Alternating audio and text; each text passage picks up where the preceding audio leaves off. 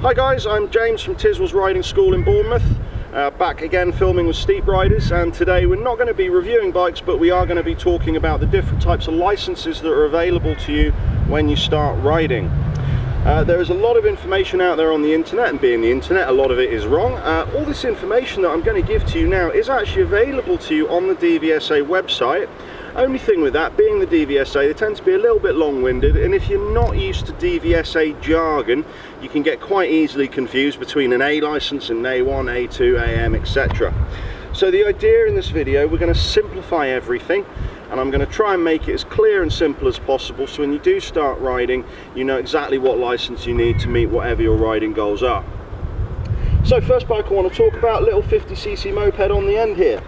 A lot of people have these their first bike, really easy to ride and they're good fun to get on with around town.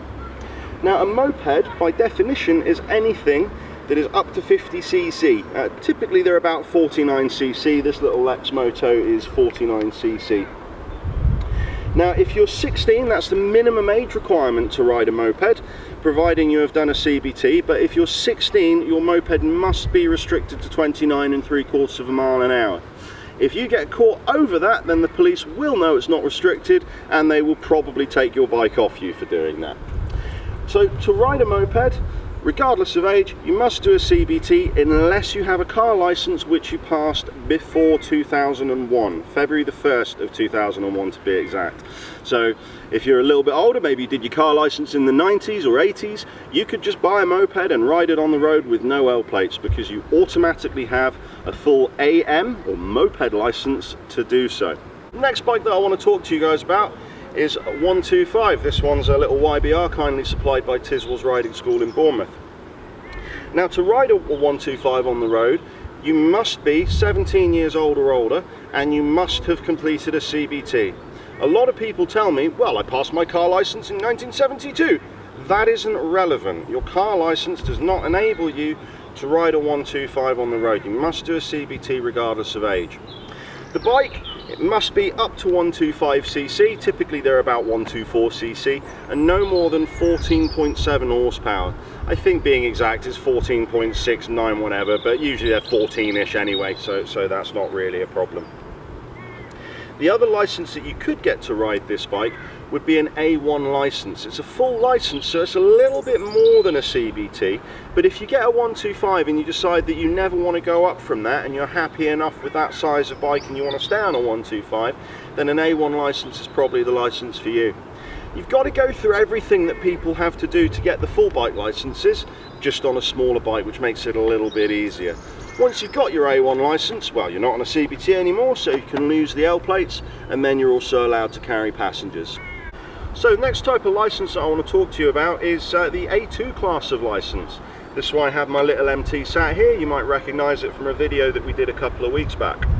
It's A2 legal, that's obviously why I brought it with me today. So the minimum age to get an A2 license is 19 years old, and we're not going to talk too much in this video about what's involved on the license. We're going to save that for another video. On the A2 license, you're allowed up to 47 horsepower. A lot of people seem to get very confused on the internet and talking to me in person. They say, well, do I need an A2 to ride a 300cc? Well, yeah, I guess so, but you know, we don't measure cc anymore when it comes to the A2. We start measuring horsepower, and you're allowed up to 47 ponies on an A2 license. You can also buy a bike that's more powerful and then restrict that down to get under that 47 horsepower mark, but as long as it's not more than double 47, so less than 94 horsepower, you're good.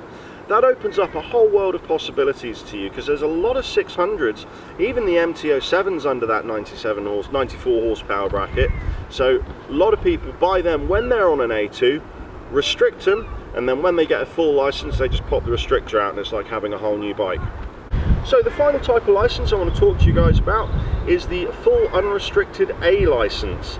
A lot of people just call it the A license or category A or something along those lines. I tend to call it the big boy license or big girl or big person, depending on who I'm talking to license. Now the minimum age to do one of these licenses is 24 years old. Alright, if you do it through us, you'll actually be riding this exact bike. This is our unrestricted A full license bike. Minimum age, like I said, is 24, and horsepower and cc, we have absolutely no upper limit at that point. So once you've got your full A license, you can get a turbo booster, you can get an 1800 Indian, you can do whatever you want because you've got no restrictions at all anymore at that point. Now there is a way of getting your full A license a little bit earlier.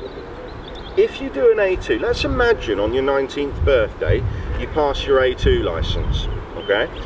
If you wait 2 years with your A2 license, you can then take your full A license early. You wouldn't have to wait till you're 24.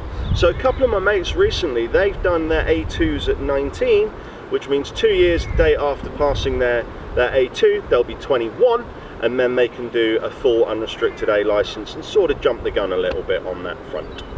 So that's about all I've got to say on licenses. Like I said, trying to keep it fairly concise and clipped.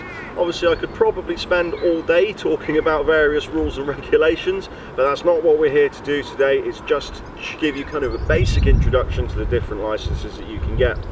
I'd like to say thank you to obviously Steep Riderz for coming out and filming with me today, and I'd also like to say thank you to Tizwaz Riding School, who I work for, who have very kindly supplied me with all these bikes.